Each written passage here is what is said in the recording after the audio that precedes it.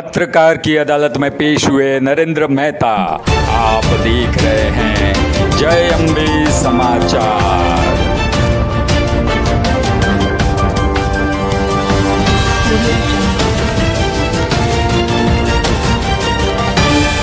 इतिहास फिर से पुनरावृत्ति की ओर आगे बढ़ रही है। एक बार फिर से पार्टी ने, महायुति ने इनको आप सबों के बीच में रखा है। तो हमने आपको बताया हमारा नाम प्रेम कुमार है, आप सबों से मैं परिचित भी हूं और आत्मनिर्भर भारत की जो राष्ट्रीय टीम है उनके साथ मिलकर मैं काम करता हूं। और आज आप सबों को नमस्कार और प्रेम करने के लिए आया हूं कि निर्माणों का उपहास नियम जग का, निर्माणों का आप सब बड़े गुणी पत्रकार हैं। क्योंकि पत्रकार जो है लोकतंत्र का वो चौथा स्तंभ है कि कभी कभी जब अदालतें, कभी कभी सरकारी तंत्र कभी कभी फिसल जाती है या कहीं कोई 19-20 की बात हो जाती है, तब ये सभा जो है पूरे देश को, राष्ट्र को और पूरे भारतवर्ष को मार्गदर्शन करती है। एक से गुणी पत्रकार इस रतन गर्भा महामिट्टी में पैदा हुई जिन्होंने इस देश को दिशा और दिशा प्रदान किया है।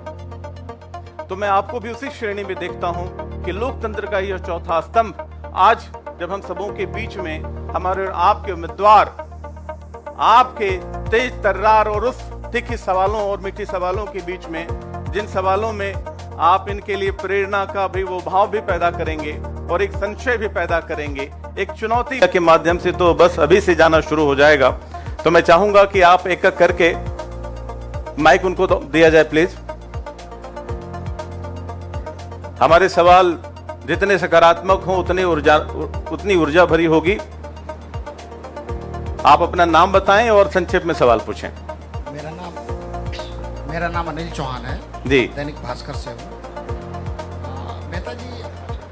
मेहता जी आपसे जानना चाहता हूँ कि निश्चित 5 साल आप जो काम, आवाज करिए जरा, निश्चित 5 साल जो आप काम किए उसकी रफ्तार तेज थी, इसमें कोई दो राय नहीं है। तो जो चुनाव आपका पिछला हुआ और दुर्भाग्य से आप नहीं आ पाए, तो कोई ऐसा आपने डिज़ाइन किया था मीरा भाईंदर के डेवलप को लेके, या कोई ऐसा विशेष काम जो अधूरा रह गया, आपने सजोया था कि ये काम करूंगा? नहीं, फिर से आपका सवाल, माइक की आवाज जरा बढ़ाइए ना,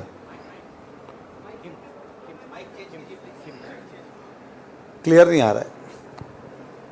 और भाई साहब सवाल जितना संक्षेप रखेंगे उतना बढ़िया रहेगा।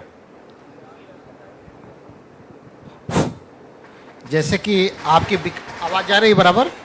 हाँ जी आ रही, बोले। तो जैसे कि आपने पिछले 5 साल में जो काम किया, निश्चित उसकी जो विकास की रफ्तार थी तेज थी, तेजी से आपने काम किया। पिछला चुनाव दुर्भाग्य से आप हार गए, तो कुछ ऐसा प्लानिंग थी, डिज़ाइन थी कि मीरा भाईंदर में ये करूँगा, कोई काम विशेष आपने उसका नियोजन किया था और आपके हारने के बाद वो अधूरा रह गया, शुरू नहीं हो पाया, कुछ ऐसा है तो शेयर करें। नहीं, देखिए, मैंने 24 घंटे पानी का सपना देखा तो आज अधूरा ही है, पूरा नहीं हो पाया। शुरू तो हमने किया था, एंड नहीं हो पाया। इसके अंदर मुझे सपना था दहिसर लिंक रोड जल्द से जल्द बने, क्योंकि मीरा भाईंदर की सबसे बड़ी समस्या वही थी। उस समय तो टोल था, अब तो टोल निकल चुका है। तो अगर दहिसर लिंक रोड बन जाता तो ये की बड़ी बात थी। दूसरा एक सपना था कि मीरा भाईंदर में ज़्यादा से ज़्यादा कॉलेजेस निर्माण हो, और हमने सोचा था कि आने के बाद इस शहर के अंदर ज़्यादा से ज़्यादा कॉलेजेस निर्माण करेंगे। आज मीरा भाईंदर में एसएससी के 10,000 से ज़्यादा बच्चे पास होते, और इस शहर में आप भी गवाह हो, 15 साल में एक भी कॉलेज इस शहर में नहीं बना, जबकि आबादी 2 गुना 2.5 गुना हो गई है। आज भी हमारे शहर के 9,000 बच्चों को एडमिशन के लिए अलग अलग शहरों में धक्के खाने पड़ते, और उसके बाद भी एडमिशन नहीं मिलते। जीवन में काफ़ी लोग कॉम्प्रोमाइज़ कर लेते, बाबा एसएससी बहुत हो गया, इस प्रकार का। इसलिए मेरा एक सपना था कि इस शहर में ज़्यादा से ज़्यादा मैं कॉलेजेस निर्माण करूँ। तो लिंक रोड की बात है, कॉलेज, ये मेरे अधूरे सपने थे जो मुझे आगे पूरे करने।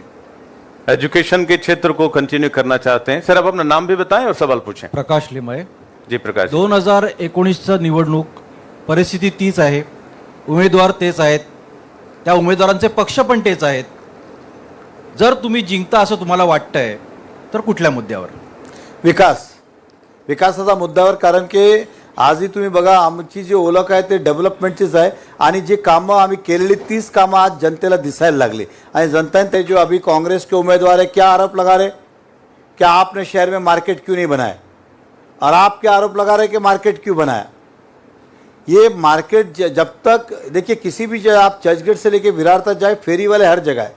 मेरा हमेशा से ये मुद्दा रहा है कि फेरी वाले को अगर न्याय देना है तो आपको मार्केट देना जरूरी है। रोड की अगर पार्किंग आपको खाली चाहिए, रोड खाली चाहिए, तो पार्किंग के लिए पर्याय व्यवस्था देना जरूरी है। हमने तो पहली बार इतिहास में अलग अलग जगह मार्केट के निर्माण किए।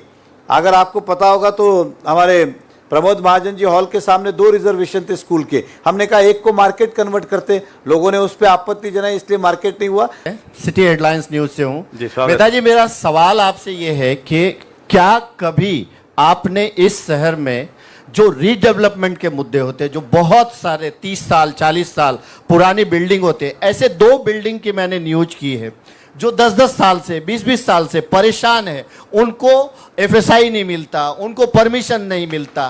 क्या आप बिना सत्ता में रहते हुए भी ये सब कुछ कर सकते थे, या फिर सत्ता में आने के बाद क्या आप इस पे विशेष ध्यान देंगे, क्योंकि वो आम लोग हैं?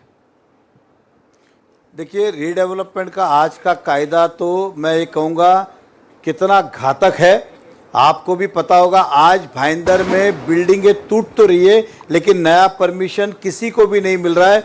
ये 90% मीरा भाईंदर क्लस्टर डेवलपमेंट में डाला गया है, और क्लस्टर के अंदर कम से कम 10,000 मीटर, अगर मैं भाईंदर की ज्योग्राफिकल बात करूं तो कम से कम 15-20 बिल्डिंगें जब तक एक साथ नहीं आएगी तब तक डेवलपमेंट नहीं हो सकता है। एक बिल्डिंग अगर धोखाधड़ी डिक्लेयर हुई, आजू बाजू में 15 बिल्डिंग जब तक हाँ नहीं कहेगी उस बिल्डिंग का कुछ नहीं होना है। इस तरह का ये क्लस्टर लाया गया।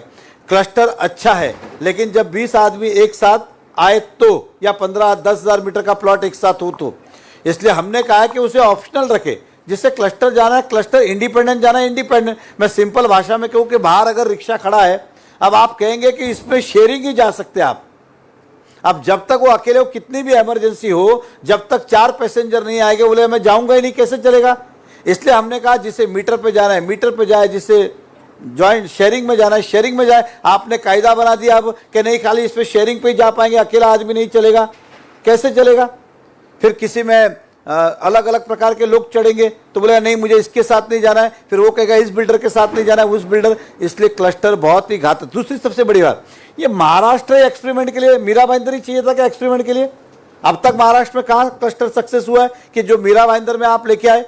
आज गरीबों की परिस्थिति क्या है? आम आदमी जिसने फ्लैट खाली हो गया है, वो आम आदमी जूनी बिल्डिंग जिसके 250 फुट 300 फुट के फ्लैट है, उसका पगार सैलरी कितनी है? 25,000 30,000 में काम करता है। उसके अंदर घर खुद का था, दूध वाला राशन वाला, इनका पैसा जो 2-5 हज़ार बचा था, आज उसका भाड़ा ही चला जाता है 15,000 रुपया 20,000 रुपया, उसके तो कर्ज में जा रहा है। मैंने तो कई लोगों को देखा है ऐसे थैली लेके घूमते रहते बेचारे। मतलब हमें तो एक तरह से लगता है कि यार क्या किया जाए इनका। इसलिए हमने विश्वास दिलाया, हम आएंगे, क्लस्टर में कायदे में परिवर्तन लाएंगे, जनता को कहेंगे जिसे सिंगल बनाना है सिंगल बनाए, जिसे क्लस्टर जाना है क्लस्टर जाए। ये कंपलसरी नहीं लगेगा। एक यहाँ के लोक प्रतिनिधि ने अपने स्वार्थ के लिए उन्हें क्लस्टर चाहिए था, इसलिए पूरे मीरा भाईंदर क्लस्टर में डाल दिया। ये इस शहर का बहुत बड़ा एक काला दिन कह सकते हैं हम।